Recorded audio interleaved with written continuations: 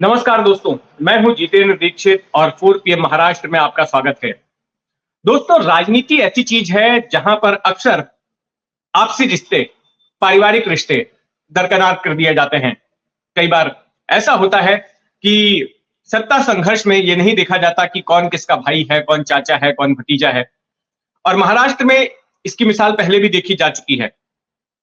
साल 2005 में आपको याद होगा कि राज ठाकरे ने अपने चाचा बाला साहब ठाकरे के साथ बगावत की और शिवसेना छोड़कर उन्होंने अपनी अलग पार्टी बना ली, एमएनएस, और अपने चचेरे भाई उद्धव ठाकरे के प्रतिद्वंदी बन गए। फिर उसके बाद अगर इसी साल की बात करें तो इसी साल एनसीपी में बगावत हुई। अजीत पवार ने चाचा शरद पवार की पार्टी को छोड़कर अलग पार्टी बना ली और बीजेपी शिवसेना की सरकार में शामिल हो गए। अब इसी कड़ी में एक नया मोड़ आ रहा है और ये मोड़ दिखाई पड़ेगा साल 2024 के लोकसभा चुनाव में। इस लोकसभा चुनाव में एक सीट ऐसी है जहां पर बुआ और भतीजे के बीच में मुकाबला हो सकता है।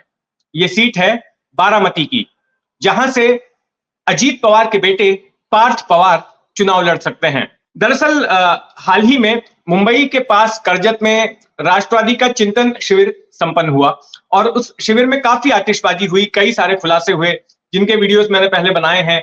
तो आप इसी चैनल पर जाकर देख सकते हैं कि कौन कौन से खुलासे हुए, कौन कौन सी नई बातें निकलकर सामने आई। लेकिन एक बात अजीत पवार ने अपने भाषण में कही, वो ये थी कि हम 4 लोकसभा सीटों पर पक्के तौर पर चुनाव लड़ रहे हैं। ये 4 सीटें कौन सी हैं?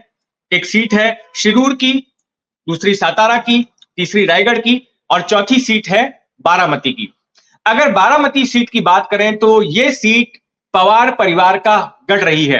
90 के दशक से लेकर साल 2009 तक इस सीट पर शरद पवार ही सांसद थे। 2009 में उनकी बेटी सुप्रिया सुले यहां से चुनाव लड़ने लगी और 2009 से लेकर के 2019 तक वे ही चुनाव जीती हैं और फिलहाल वे ही बारामती सीट से सांसद हैं।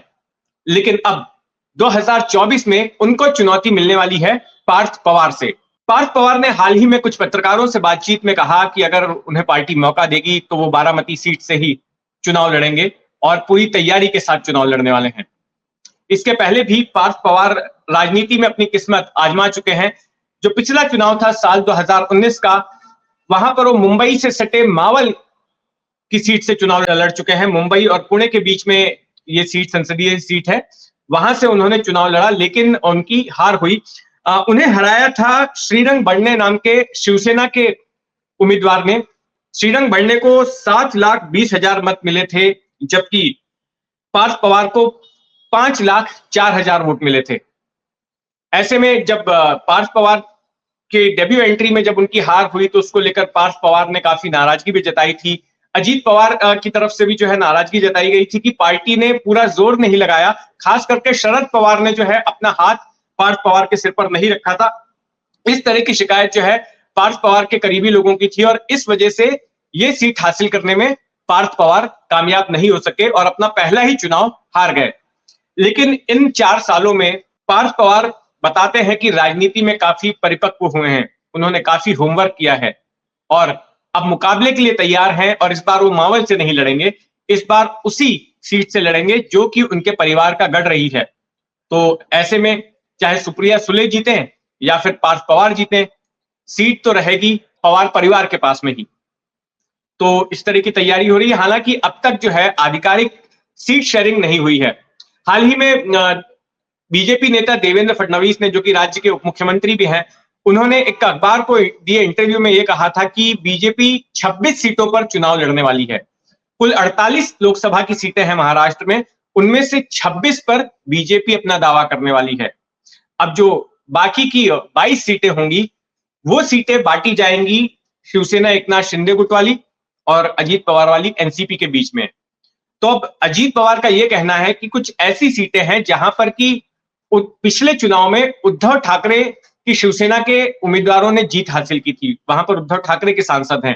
तो ऐसी सीटों पर भी अजीत पवार अपने उम्मीदवारों को उतारने वाले हैं और उनका कहना है कि इस बारे में वो बीजेपी से और एकनाथ शिंदे से बात करने वाले हैं।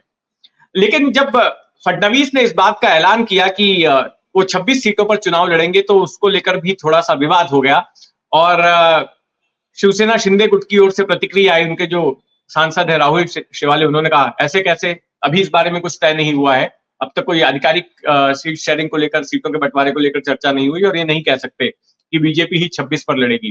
फिर दूसरी तरफ से एनसीपी की ओर से भी प्रतिक्रिया आई कि नहीं, अभी ऐसा नहीं कह सकते कि 26 सीटें अकेले बीजेपी ही लड़ेगी। तो सीट शेयरिंग को लेकर अब जब एक बार चुनाव नतीजे आ जाएंगे 5 राज्यों के 3 तारीख को, उसके बाद में फिर बीजेपी अपने बाकी दोनों सरकार के घटक दलों के साथ में बैठेगी और उसके बाद सीट शेयरिंग पर मुहर लग सकती है। मुझे लगता है कि महीने भर का वक्त लगेगा और जनवरी के पहले या दूसरे हफ्ते तक यह तय हो जाएगा कि कौन सी पार्टी का उम्मीदवार किस सीट से चुनाव लड़ने वाला है। वहीं दूसरी तरफ जो महाविकास आघाड़ी का गठबंधन है, उसमें भी सीट शेयरिंग को लेकर मेल मुलाकातों का सिलसिला शुरू हो चुका है।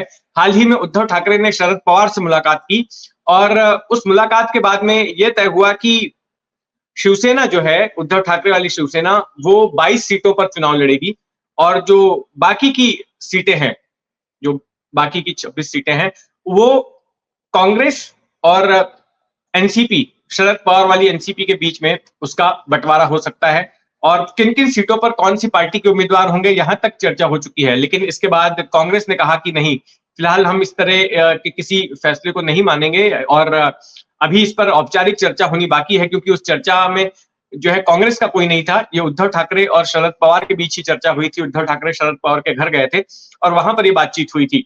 तो कांग्रेस का कहना है कि एक बार जब ये चुनाव नतीजे आ जाएंगे तो उसके बाद ही हम बैठेंगे।